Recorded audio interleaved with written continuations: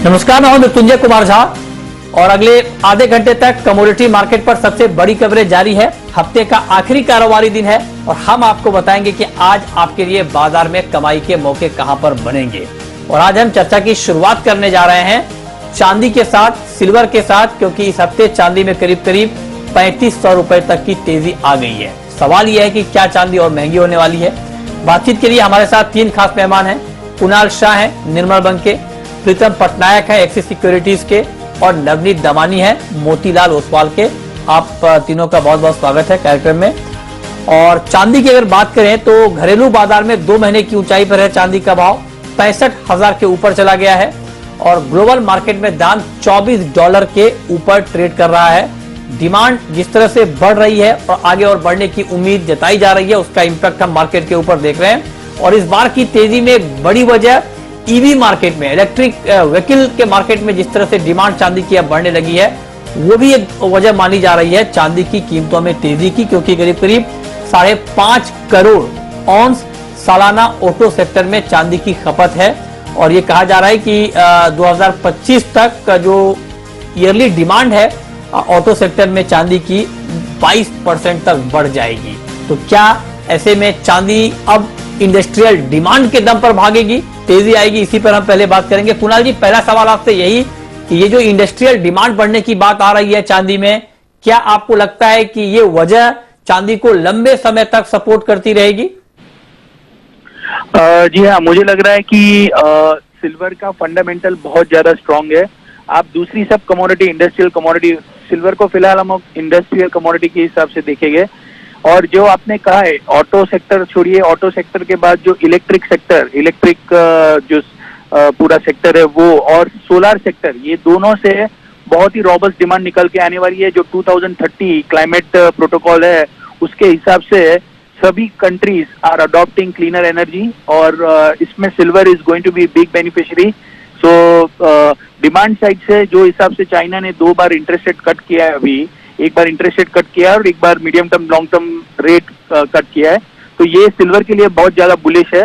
और सिल्वर चला ही नहीं है, अगर आप देखेंगे 64, 65 वाला 60, 60 वाला 65। तो अभी हमने जो हिसाब से इंडस्ट्रियल कमोडिटीज में तेजी देखी है, सिल्वर तो कुछ भी अपसाइड देखी नहीं हमने।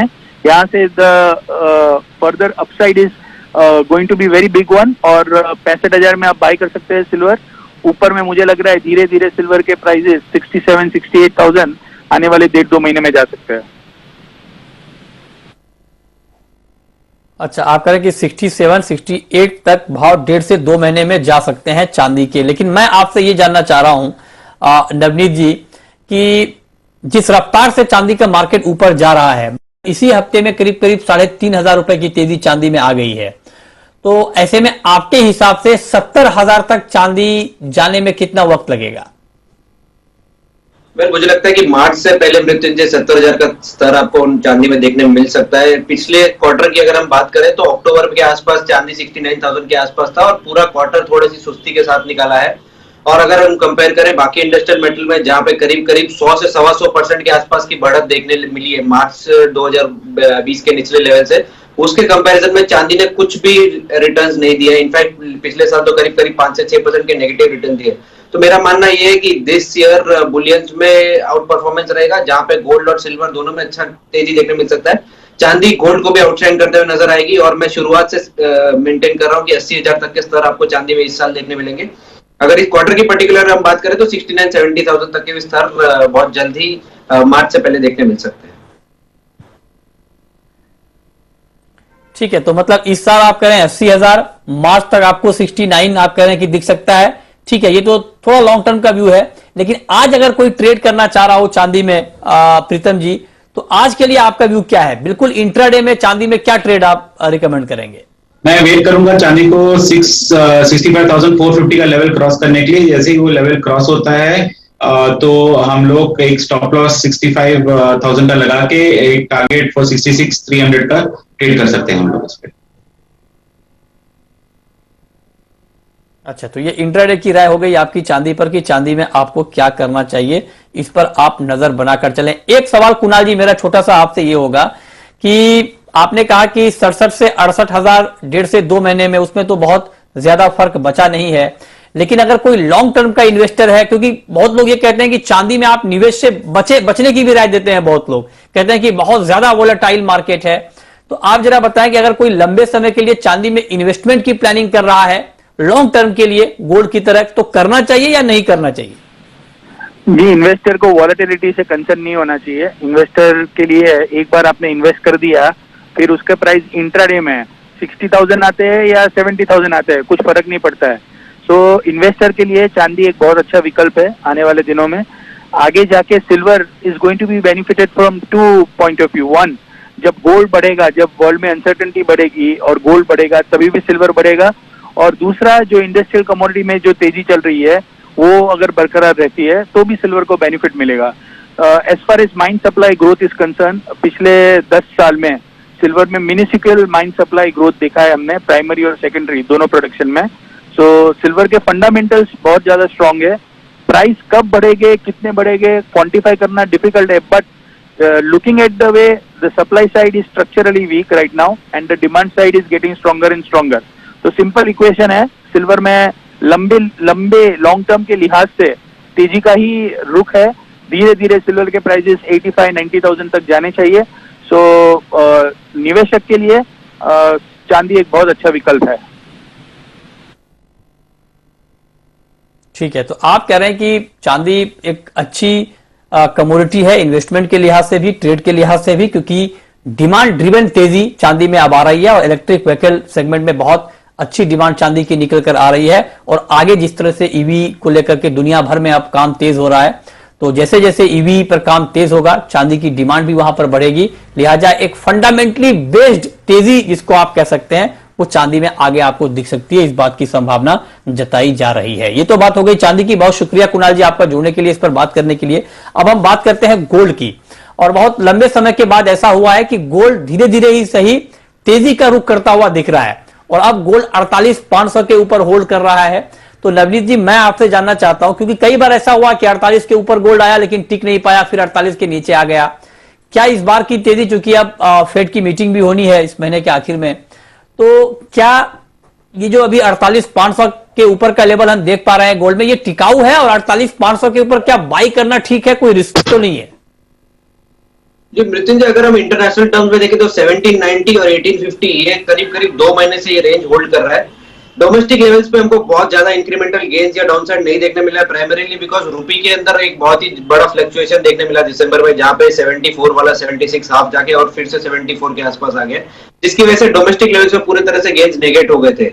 मेरे हिसाब से फेड की बैठक है, साथ साथ इन्फ्लेशनरी कंसर्न्स है और उसके साथ साथ रेट हाइक कितनी होगी और किस स्पीड में होगी, ये सब कंसर्न्स के चलते इस बार गोल्ड में पॉजिटिव मोमेंटम डेवलप होता हुआ नजर आ रहा है। साथ ही साथ बॉन्ड यील्ड्स भी जो यूएस की है वो एक इंडिकेशन ऐसा दे रहे हैं कि rate hike could be much faster than anticipated, जिसकी चलते नीजर रिएक्शन जरूर देखने मिल सकता है, बट मीडियम टर्म ट्रेंड काफी पॉजिटिव लग रहा है। टेक्निकल पैरामीटर्स पे जब तक 1810 नहीं टूट जाता है, बहुत ब्राइट पॉसिबिलिटी की 1890 1910 तक डॉलर्स तक के हम चांसेस गोल्ड में आते हुए देख सकते हैं। तो मेरे हिसाब से 48,500 करंट मार्केट प्राइस है, 48,200 के आसपास भी मिले तो आप निवेश करने को देख सकते हैं। 49,100 49,500 ये अगले 1 से 2 महीने में आपको देखने मिल सकता है। ये तो 1 से 2 महीने का टारगेट है, लेकिन आज का टारगेट आपका क्या है प्रीतम जी? 48,500 का भाव है एमसीएक्स पर गोल्ड का। इस भाव पर कोई ट्रेड आपके पास इंट्राडे के लिए? हम लोग थोड़ा वेट करके चल रहे हैं। हम लोग बोल रहे थे 48,600 का लेवल क्रॉस करता है गोल्ड तो वापस लॉन्ग किया जा सकता है। एक स्टॉप लॉस 48,400 का लगा के एंड टारगेट प्राइस 48,850 का खेल सकते हैं। ओके, ठीक है, तो ये राय हो गई आपकी इंट्राडे के लिए। और अभी नवनीत जी ने आपको पोजिशनल या थोड़ा लॉन्ग टर्म का व्यू भी गोल्ड में बताया है। चलिए अब वक्त है ब्रेक का, और ब्रेक के बाद हम ये जानेंगे कि क्रूड में आगे क्या होने वाला है और कॉटन में आगे क्या होने की संभावना है। इस पर बात ब्रेक के बाद आप बने रहिए हमारे साथ।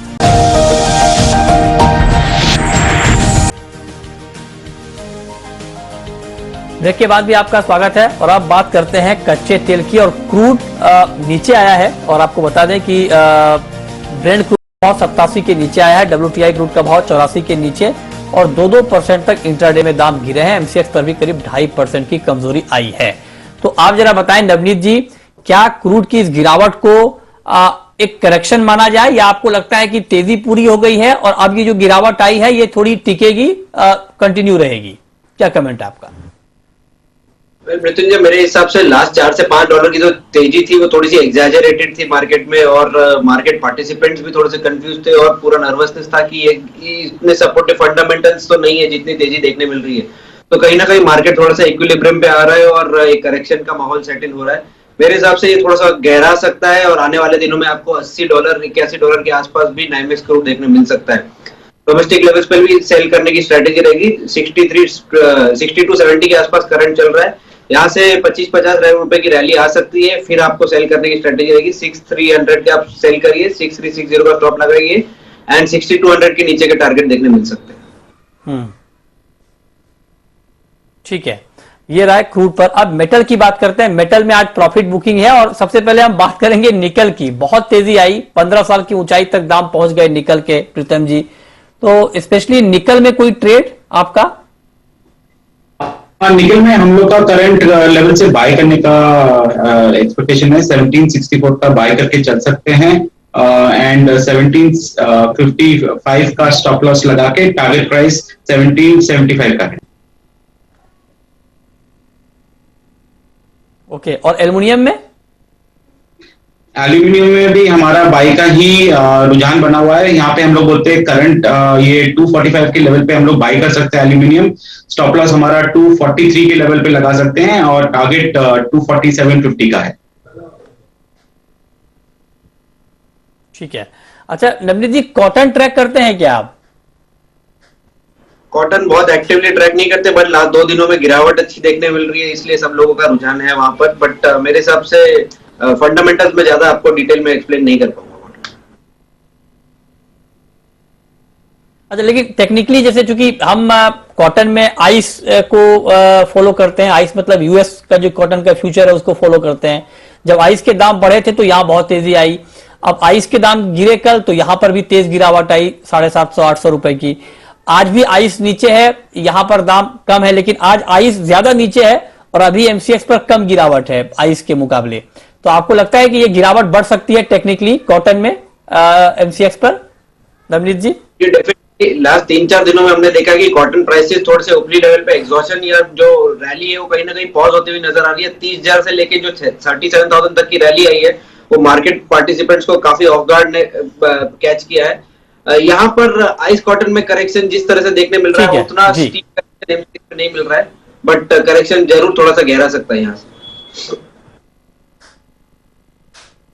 तो आप कह रहे हैं करेक्शन बढ़ सकता है, मतलब कॉटन में गिरावट बढ़ सकती है अंतर्राष्ट्रीय बाजार को देखते हुए। बहुत शुक्रिया नवनीत जी आपका, प्रीतम जी आपका जुड़ने के लिए और बताने के लिए कि कमोडिटी मार्केट में आज किस तरह की हलचल रह सकती है। छोटा सा ब्रेक के बाद देखिए कॉर्पोरेट रडार। नमस्कार।